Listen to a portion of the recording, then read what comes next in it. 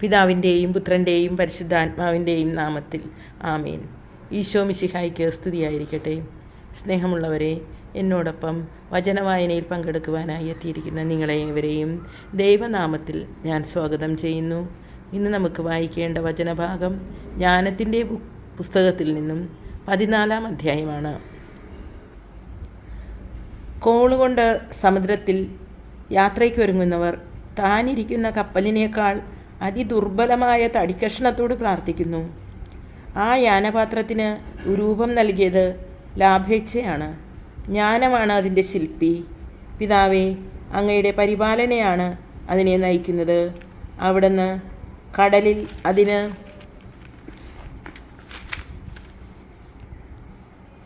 ഒരു പാത നൽകി, തിരകൾക്കിടയിലൂടെ ഒരു സുരക്ഷിത മാർഗം. അങ്ങനെ ആ വിദഗ്ധനും അവിദഗ്ധനും കടൽ യാത്ര ചെയ്യാമെന്ന് വരുമാറ് ഏത് ആപത്തിലും നിന്ന് രക്ഷിക്കാൻ അങ്ങയ്ക്ക് കഴിയുമെന്ന് കാണിച്ചു.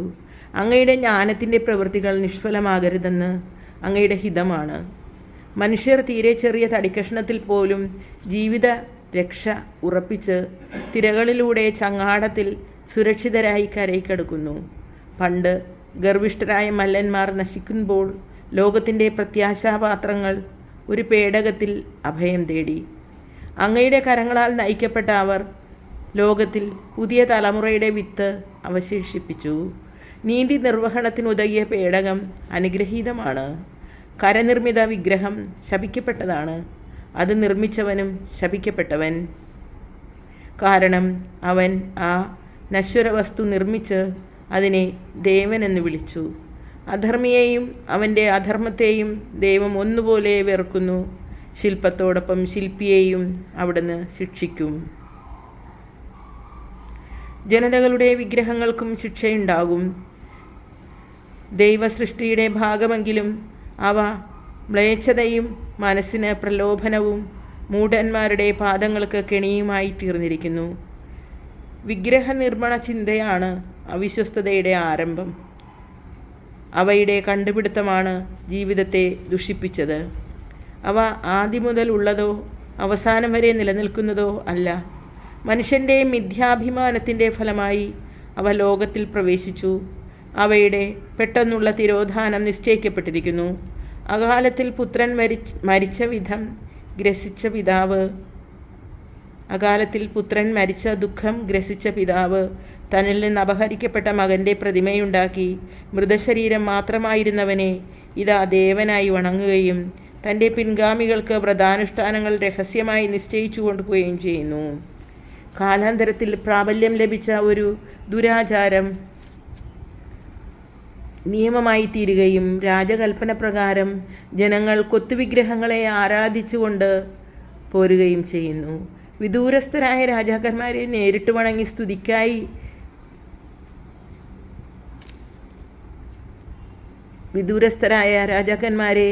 വണങ്ങി സ്തുതിക്കാൻ ഉദ്യമിച്ചവർ രാജപ്രതിമയുണ്ടാക്കി. രാജാക്കന്മാർ അകന്ന് ജീവിച്ചിരുന്നതിനാൽ അവരുടെ സന്നിധിയിലെത്തി വണങ്ങാൻ കഴിയാതെ വന്ന ജനങ്ങൾ തങ്ങൾ ആദരിക്കുന്ന രാജാവിൻ്റെ രൂപം ഭാവന ചെയ്ത് ദൃഷ്ടിഗോചരമായ ബിംബമുണ്ടാക്കി.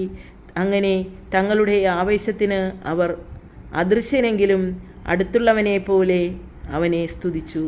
ക്രമേണ ഉത്കർഷേച്ഛമായ ശില്പി രാജാവിനെ അറിയാത്തവരിലും ഈ ആരാധന പ്രചരിപ്പിക്കാൻ ഉത്സാഹിച്ചു.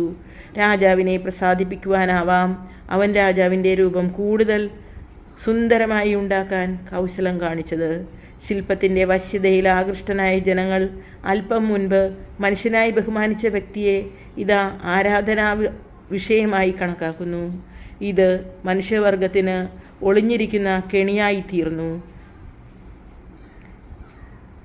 നിർഭാഗ്യത്തിൻ്റെയോ രാജാധികാരത്തിൻ്റെയോ അടിമത്തത്തിൽപ്പെട്ട മനുഷ്യർ കല്ലിലോ തടിയിലോ നിർമ്മിക്കപ്പെട്ട വസ്തുക്കൾക്ക് ഒരിക്കലും വിളിക്കാൻ പാടില്ലാത്ത പേര് നൽകി.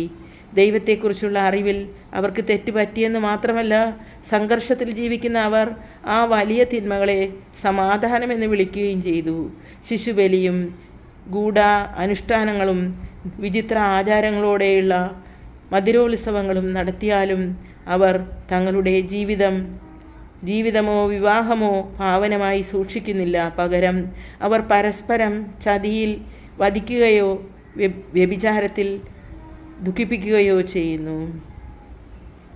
രക്തച്ചൊരിച്ചിൽ, കൊല, മോഷണം, ചതി, അഴിമതി, അവിശ്വസ്തത, കലാപം, സത്യലംഘനം, ശരിയേതെന്നുള്ള ആശയക്കുഴപ്പം, കൃതജ്ഞത, ദൂഷണം, ലൈംഗിക വൈകൃതം, വിവാഹത്തകർച്ച, വ്യഭിചാരം, വിഷയാസക്തി ഇവ നടത്തുന്നു.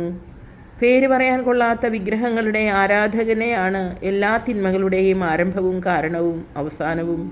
അവയെ ആരാധിക്കുന്നവർ മതോന്മത്തരാവുകയും നുണകൾ പ്രവചിക്കുകയും നീതികേടായി ജീവിക്കുകയും കൂസലന്യെ സത്യം ലംഘിക്കുകയും ചെയ്യുന്നു. നിർജീവ വിഗ്രഹങ്ങളിൽ പ്രത്യാശയർപ്പിച്ച് അവർ ഉപദ്രവമുണ്ടാവുകയില്ലെന്ന പ്രതീക്ഷയോടെ നീചപ്രതിജ്ഞകൾ ചെയ്യുന്നു.